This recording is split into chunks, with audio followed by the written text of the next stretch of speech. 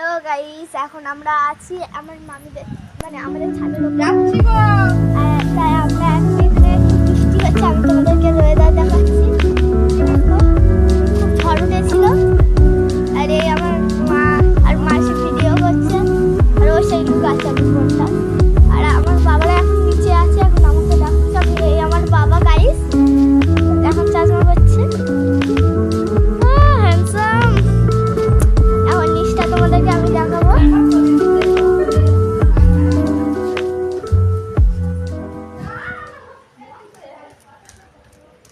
এখানে একটা ঠাকুর রাখা হয়।